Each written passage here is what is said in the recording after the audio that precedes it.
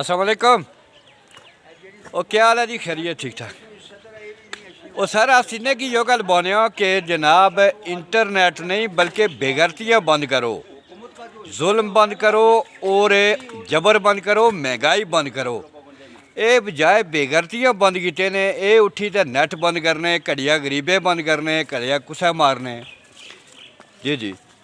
तो अस हाँ गेन से बंजो से आदे खुआलियाँ अस खजूरा कि सही लम हो आगे जाए। बंजो से आदे शुक्रिया। आगे पीने रहा शरबत ज्यादा वो रावला कोट और मुजफ्फराबाद वाले कमाल करी छोड़ी ना जी। उत्थे तुखो मलंगा कि गर्मियों ना तोड़, उसकी बाद इसबगोल सारा की उन्हें शरबत दे तो इन्हें बेगरते ना ऐसी सत्यानाश की कि सारी जिंदगी याद रख से।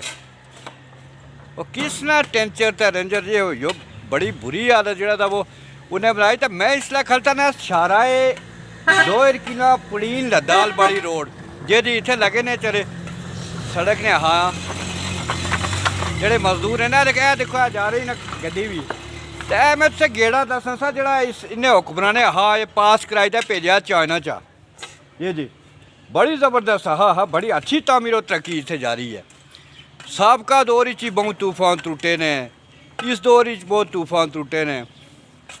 तो बहरहाल अस गुजारिश करते हैं कि जिन्ना पहली बारी हुकूमत बनती जी, ना कोई इस तहरीकी जट सा, ना राजा सा, ना सुदन सा, ना गुजर सा, ना कुरैशी सा, ना मलक सा, सारे हुकूमती तो इन्हों का पूरे आज़ाद कश्मीर सही बेगरते की मंडिया देनी।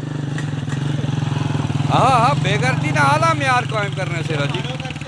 बहरहाल मुजफ्फराबाद वाले बहुत टॉप ना काम किया। जी जी। तो देखी ना हाँ रोड आ रहे करना तो ये अयाशियाँ इंशाल्लाह नहीं खत्म हो सकें। तो जेडे बेगैरत इंटरनेट बंद करी ते बेने है ना इन्हें कि हाँ मैं भी बन देनी कि बेगैरती ख़त्म करो, बेगैरती बंद करो, बेशर्मी बंद करो, ये लोगों की माराना बंद करो। नैट बंद किते थोड़ियाँ आवाज़ां दबनियाँ। तो इसके बाद ये ना आज़ाद कश्मीरी जड़ा कि तुसें झोलिया ना तो हुकूम कर सही है लंब इतने वो कम ने कि पाकिस्तानी आदा मारी जा डराए तो इं किया उं किया। तो गंदी सोच ने जोड़े कोई लोग हैं ने अपनी सोचो दुरुस्त करें। हाँ तो बस यही है सुबह सुबह जो भी दसनी सी मेहमानदारी यानी मुजफ्फराबाद आने दोस्तें ना बड़ा शुक्रिया जी सारे लोगों ना।